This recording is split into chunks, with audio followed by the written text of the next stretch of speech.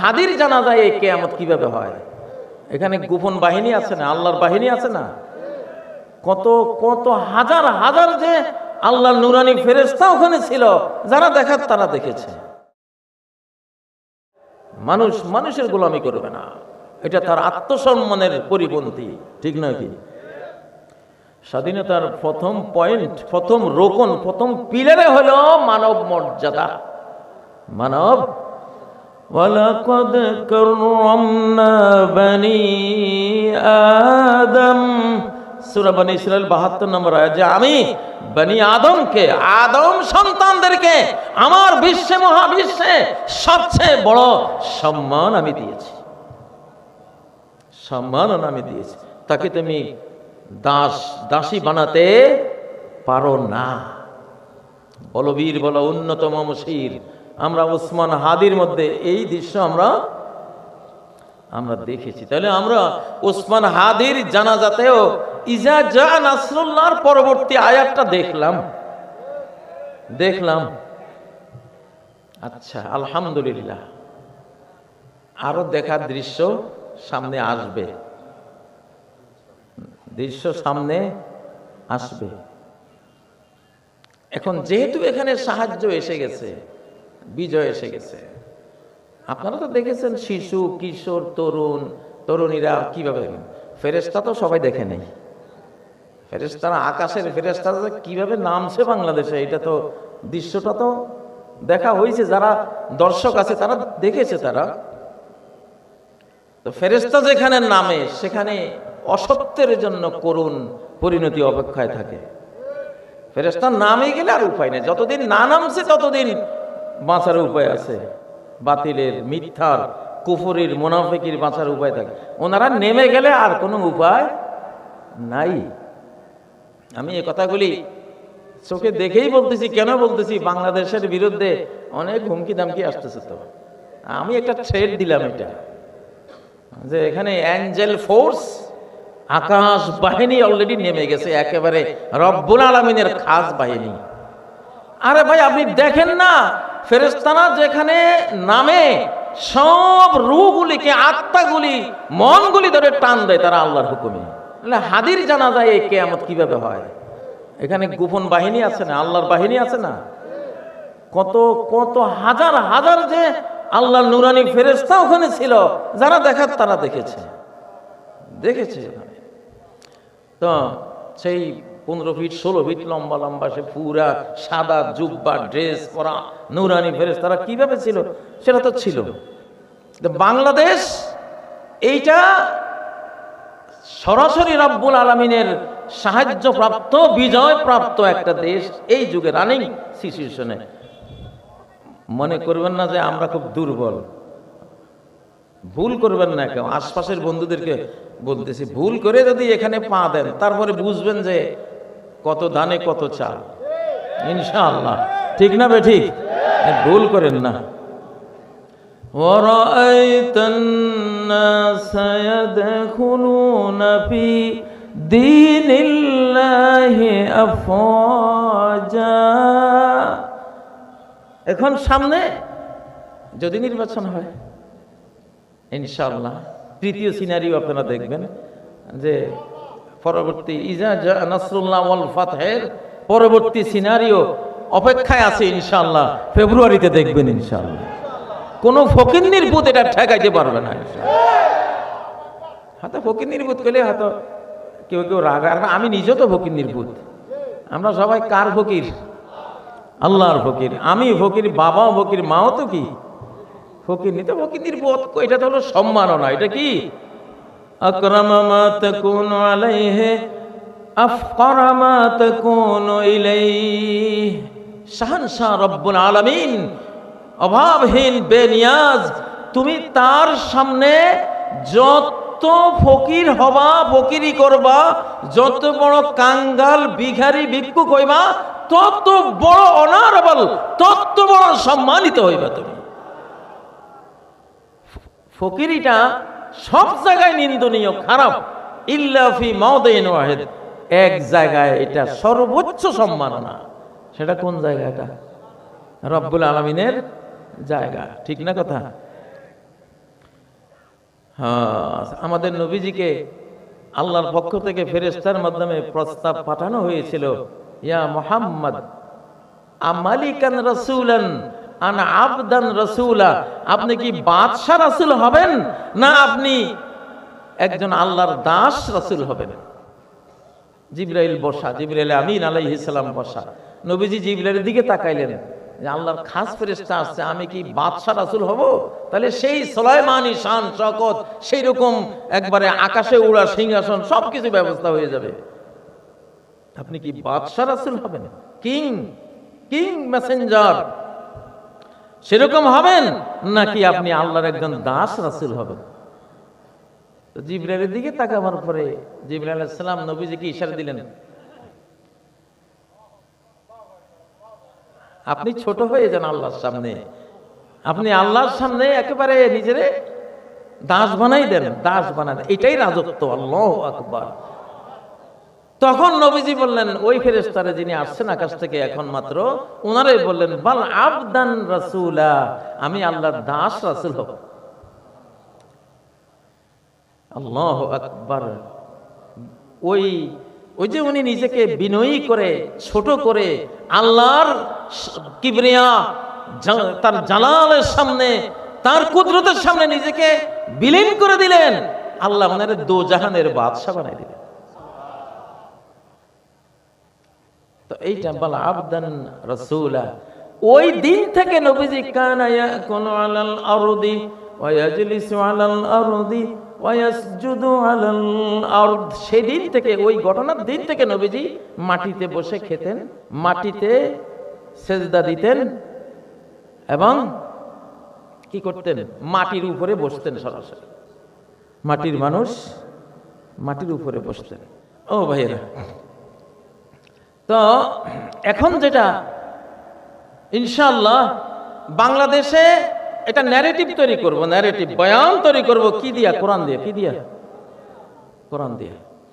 আমাদের বাংলাদেশে আমাদের মানচিত্রের বাইরের কোনো আধিপত্য মানার কোনো সুযোগ আর নাই।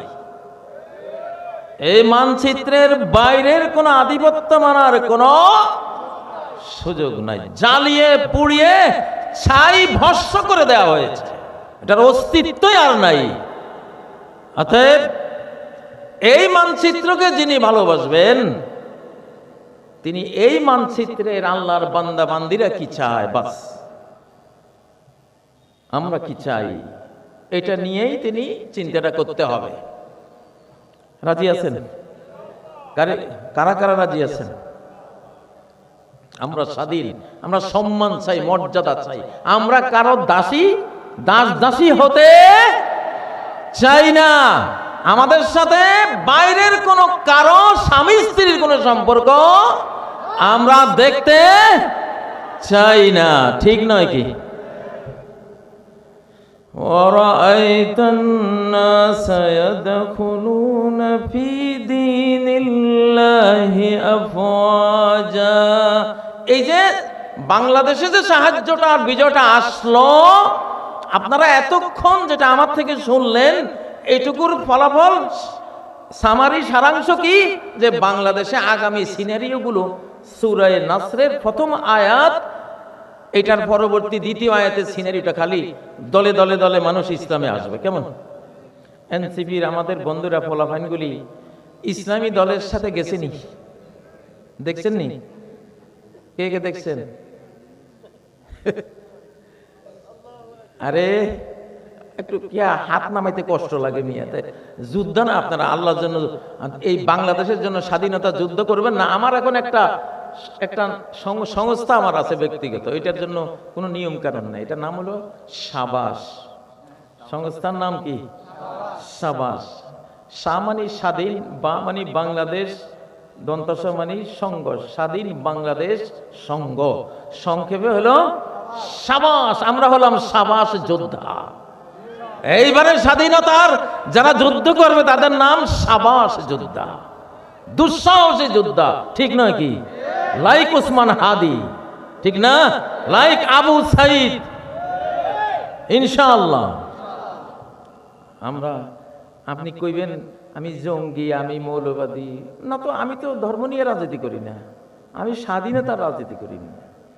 আমি কিসের রাজনীতি করি? আমি স্বাধীনতার যোদ্ধা।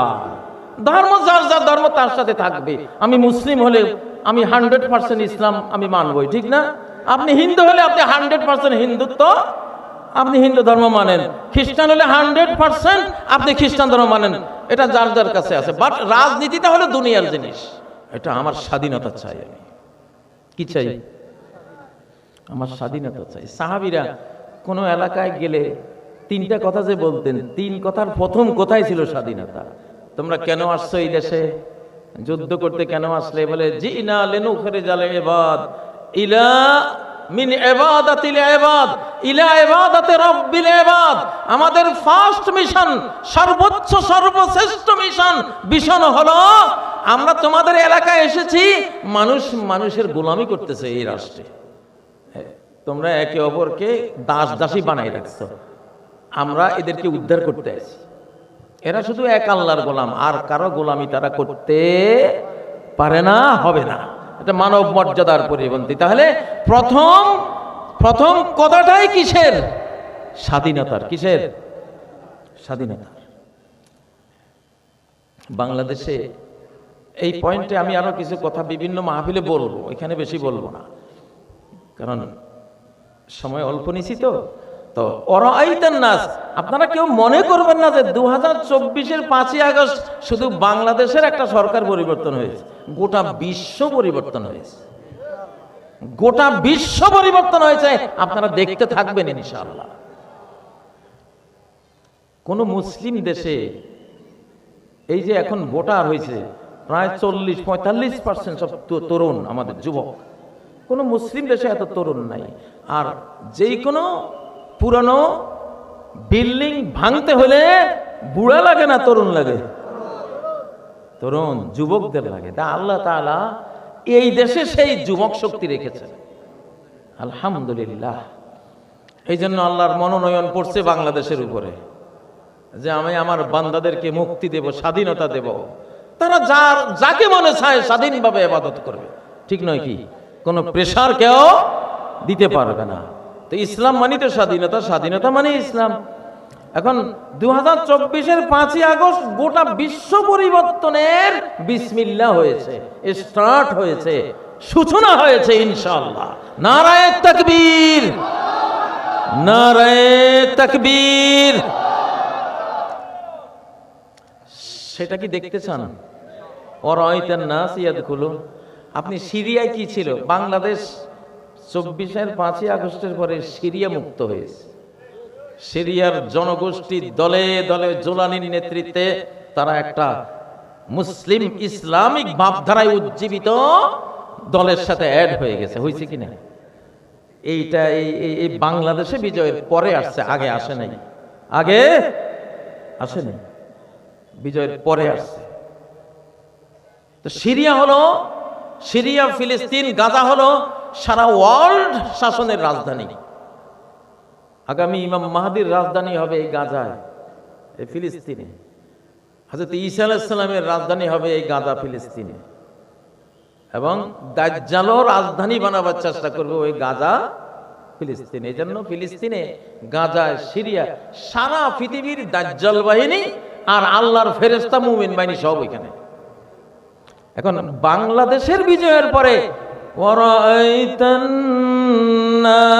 এটা বাংলাদেশে যেমন ঘটেছে, ঠিক কিছুদিন পরে বিশ্ব শাসনের যে মূল রাজধানী সিরিয়া, ফিলিস্তিন, জর্ডান, মানে শাম আর কি, শাম দেশ, সেখানে ঘটেছে কিনা? সেখানে ঘটেছে ইনশাআল্লাহ। এবং এর পাশে পাশে ঘটে গেছে ইরানে। ওরাইতান নাস ইয়াদখুলুন। আপনি এই যে বুড়া খমিনির কি ক্ষমতা, আমেরিকাও হয়রান, রাশিয়া হয়রান। ওরে সর্বনাশ, কি পাওয়ার, কি মারা মারলো ইসরায়েলের উপরে, ঠিক না বেঠিক? হ্যাঁ, আল আনা হামিয়াল ওয়াতিস। এইটা দেখে ওরাইতান নাস কিভাবে হয়েছে? সারা পৃথিবী গাজার পক্ষে, সারা পৃথিবী ইরানের পক্ষে, সারা পৃথিবীর তরুণ, আমেরিকার তরুণ, ইউরোপের তরুণ গাজা শিশুদের পক্ষ নিছে কিনা? وَرَأَيْتَ النَّاسَ يَدْخُلُونَ। আপনারা অনেকে, আমি বুঝতে পারতেছি, আপনারা অনেকে ভাবতেছেন যে হুজুর এই ছোট আমরা বাংলাদেশ গরিব দেশ, এটার কি এত বড় সম্মান যে এইটার পরিবর্তনের সূত্র ধরে বিশ্ব পরিবর্তন হবে? হ্যাঁ হ্যাঁ, এইটাই তো। আমি জানি আপনারা অনেকে ভাবতেছেন, সেই ভাবনাটার একটা জবাব দিই সূরা কাসাসের 5 নম্বর আয়াত। وَنُرِيدُ أَن نَّمُنَّ عَلَى الَّذِينَ اسْتُضْعِفُوا فِي الْأَرْضِ। আমার একটা পরিকল্পনা কাজ করে বিশ্বব্যাপী। আমার যে ইমানদার বান্দাদেরকে দাবিয়ে রাখা হবে, হীনবল করে রাখা হবে, চাপিয়ে রাখা হবে, স্বাধীনতা হরণ করা হবে, তাদের সম্পদ হরণ করে তাদেরকে বুকানাঙ্গা বানিয়ে দেওয়া হবে, এরকম যেখানে হবে আমার একটা কাউন্টার পরিকল্পনা সেখানে কার্যকর হয়ে যাবে। আমি ওই হীনবলকে সবলদের উপরে আমি সবল করে তুলব। আল্লাহু আকবার। 350 বছর আমরা জাতা কলে পিষ্ট, সেই ইংরেজের 200 বছর, ঠিক না? পাকিস্তানের 24 বছর, 71 টু 2024 কত বছর? 54 বছর আমরা জাতা কলে। আল্লাহ আমাগরে তুলছে। হ্যাঁ, আমাগরে তুলছে। এই তোলার পরে সিরিয়া উঠছে, এবং এই উঠার পরে এমন একটা পয়েন্টে ওরাইতার নাচ হয়েছে, সূরা নাসের 2 নম্বর আয়াত বাস্তবায়ন, যেটা নিউ ইয়র্ক শহরে জাহরান মামদানি মুসলিম মেয়র বিগত 5টা মেয়র মিলে যা পাইছে একাশে এর চেয়ে বেশি ভোট পাইছে। প্রেসিডেন্ট ট্রাম্পের একজন তারা জিজ্ঞাসা করছে, আপনি কি ট্রাম্পকে ফ্যাসিস্ট মনে করেন? উনি তো ফ্যাসিস্ট। ও মিয়া, আর কি বিজয় চান? ওরাইতান নাস ইয়াদখুলুনা, দেখা যায়নি? সানুরিহিম আয়াতিনা, আমার আয়াত ওই যে ব্যাখ্যা তাফসীর করতে করতে করতে আমি ওখানেই থেমে থাকবো না, একবার দেখাই দেব তোমাকে। জাহরান মামদা আজকে পত্রিকায় দেখলাম, আমেরিকার কি গেবার্ট না, ওই যে বড় একজন দায়িত্বশীল যে গোয়েন্দাদের প্রধান, তুলসী গেবার্ট বললেন আজকের পত্রিকা দেখেন যে আমি দেখছি ইসলাম আমেরিকাকে খেয়ে ফেলতেছে। ওরে ফকিন্নির ভূতেরা, পারলে ঠেকাইস, এটা শাহানশার ইসলাম, ঠিক না? সব রাজাদের মহারাজ যিনি, তার ইসলাম, পারলে ঠেকা, খাইয়ে ফেলাইব সব ইনশাআল্লাহ। ওয়ারাআইতান নাস ইয়াদখুলুনা ফি দীনিল্লাহি আফওয়াজা। বাংলাদেশে যে খ্রিস্টান আসতেছে, আমি ভিতরে ভিতরে একটু খুশি। কারণ কি, খ্রিস্টানরা আগামী দিনের মুসলমান ইনশাআল্লাহ। ট্রাম্প আসুক, তুলসী গেবার্ট আসুক, আরো ইউরোপিয়ানরা আসুক, এখন আর চিন্তা নাই, এখন আর টাইম নাই। Time short, signal down, line clear, train on line. এখন যারাই আসবে আয়সা উল্টা মুসলমান হয়ে যাবে ইনশাআল্লাহ। ইসলামের সত্যটা বুঝে ফেলবে, বুঝে বলবে না এই দিনটা আমার দরকার। তুলসী গেবার্টের মতো মানুষ যেখানে আজকে বলে ফেলেছেন যে আমি দেখছি আমেরিকা, গোটা আমেরিকা, শুধু কেবল নিউ ইয়র্ক শহর না, গোটা আমেরিকাকে ইসলাম খেয়ে ফেলছে। আমি এটা তখনই অবজার্ভ করে আমি বুঝেছি যে এই যে গাজার শিশুদের পক্ষে মুসলিম সমাজের চেয়েও খ্রিস্টান সমাজের তরুণরা ফ্রি ফ্রি ফিলিস্তিন স্লোগান দিচ্ছে, ঠিক না? আমাদের চেয়েও অনেক বেশি। তখন আল্লাহ আমার ভিতরে একটা বুঝ দিলেন যে এই প্রত্যেকটা ছেলে, তরুণ তরুণী, এরা ইনশাআল্লাহ ইসলামের তৌফিক পাবে ইনশাআল্লাহ। ওয়ারাআইতান নাস ইয়াদখুলুনা ফি দীনিল্লাহি আফওয়াজা। আজকে আমি একটা বক্তৃতা শুনেছি, সেই বক্তৃতা আদ্যপান্ত আল্লাহ তাআলার কথা আসছে, রব্বুল আলামিনের কথা আসছে, আল্লাহর কাছে প্রার্থনার কথা আসছে, এবং নবীজির কথা আসছে। আমি মনে মনে ভাবতেছি, হ্যাঁ ধরছে ইনশাআল্লাহ। আরে বাবারে, আমরা চাই তো সবাই আসো না, আমরা তো দিন নিয়ে তো আমরা ব্যবসা করি না নাকি, যে তুমি আইলে আমার ব্যবসা কমে যাবে, তুমি আইলে আমার ব্যবসা আরো বাড়বে। কারণ এটা আমরা বলা কোয়া করতে করতে করতে এক সাইড হিসাব তো জীবনে দিয়ে ফেলাইলো বলতে বলতে, ঠিক না? তা আজকে তোমাদের মুখে যে আল্লাহ আল্লাহ রাসূলের কথা উঠে আসছে, ওই মক্তবের ওস্তাদদের থেকে শুরু করে মাহফিলের এইসব জান কুরবান করা জীবনের ঝুঁকি নিয়ে যারা বক্তৃতা করে যায়, তাফসীর মাহফিল করে যায়, তাদের অবদান আছে না নাই? আল্লাহ করুক, দোয়া করেন আমরা ঐক্যবদ্ধ বাংলাদেশ চাই, ঐক্যবদ্ধ। এনসিপির পোলাপান যখন আসছে ইসলামী দলের কাছে, এটা গোটা জাতি ধরে টান দেবে ইনশাআল্লাহ। এই ছেলেগুলি আউলিয়া, এগুলি দাড়ি কাটা ওলিয়া উলিয়া, এগুলি আল্লাহর কিছু ওলিয়া উলিয়া থাকে দাড়ি কাটা। ডক্টর ইকবালের ওই যুগের আলমরা কিন্তু এটা দাড়ি কাটা আল্লাহর ওলি।